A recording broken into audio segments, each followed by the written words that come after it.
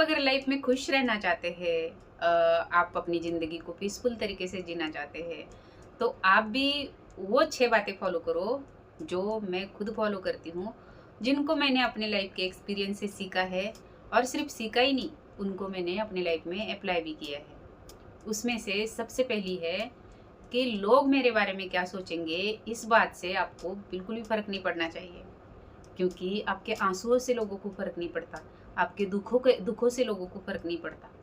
तो आपको क्यों फ़र्क पड़ता है कि लोग आपके बारे में क्या सोचेंगे? पता है, सबसे कमज़ोर इंसान वो होता है जो लोगों के बारे में सोच के अपनी लाइफ़ को जीता है। और पता है सबसे ताकतवर इंसान कौन होता है? सबसे ताकतवर इंसान वो होता है जो अपनी खुशियों की चौबिया अपने खुद के जेब में रखता है। इसलिए लोग आपके बारे में क्या सोचेंगे, इस बात से आपको बिल्कुल भी फ़र्क नहीं पड़ना चाहिए।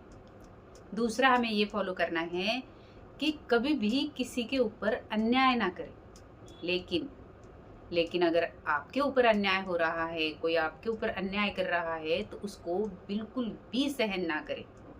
क्योंकि हम यहाँ ज़िंदगी जीने आए हैं, किसी की गुलामी करने नहीं। तीसरा आपको ये फ़ॉलो करना है कि आप अगर गलत नहीं हैं, तो आपको बिल्कुल भी नहीं डरना चाहिए। कभी-कभी हम बेवजह ही डरते रहते हैं, लेकिन जो इंसान डरता है ना, उसकी डिसीज़न मेकिंग बहुत पुअर होती है। वो इंसान अपनी लाइफ़ में जो कठिन परिस्थितियाँ आती है, उस वक़्त उनका सामना करने की बजाय वो वहाँ से भागना पसंद करता है। इसलिए आपको डरपोक नहीं, स्ट्रॉन्ग बनना चाहिए। चौथा आपको ये सीखना है कि श्रीमद् भगवद गीता को अपने लाइफ के मैनुअल बुक के रूप में यूज करें। श्रीमद् भगवद गीता को अपने लाइफ का एक इम्पॉर्टेंट हिस्सा बना ले।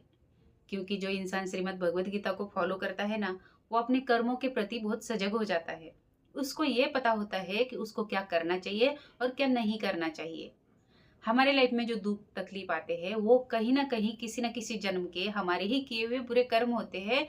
और उन बुरे कर्मों की वजह से हम दुख भोगते हैं, तकलीफ भोगते हैं। जब श्रीमद् भगवद गीता हम फॉलो करते हैं, तो हमें कौन सा कर्म करना चाहिए और कौन सा नहीं करना चाहिए, इसका हमें ज्ञान हो जाता है।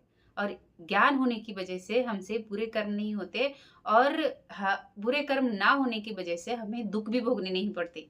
इसलिए श्रीमद् भगवद गीता को अपने लाइफ का एक इम्पॉर्टेंट हिस्सा बना लो। पांचवा आपको ये फॉलो करना है कि अकेले रह के हार जाओ, लेकिन कभी भी सहारों के आदी ना बने। क्योंकि सहारे हमें खोखला कर देते हैं। अगर आप खोखला नहीं होना चाहते, तो आपको बिल्कुल भी सहारे नहीं ढूंढने चाहिए। छठा हम ये सीखेंगे कि अकेले रहने से कभी भी ना घबराओ।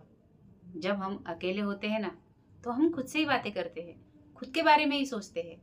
और हम जब अकेले रहते हैं, तो अपनी अंतरात्मा से जुड़ते हैं, परमात्मा से जुड़ते हैं। इसलिए हमें हमेशा अकेला रहना चाहिए। और जो हम अकेले में सोच पाते हैं ना, वो हम भीड़ के साथ कभी नहीं सोच पाते। इसलिए अकेले रहने से कभी भी ना डरे। विचार करिएगा, ये 6 बातें अगर आप फॉलो करते हैं, तो वाकई में आपकी लाइफ पीसफुल हो जाती है और आप लाइफ में हैप्पी फील करते हो।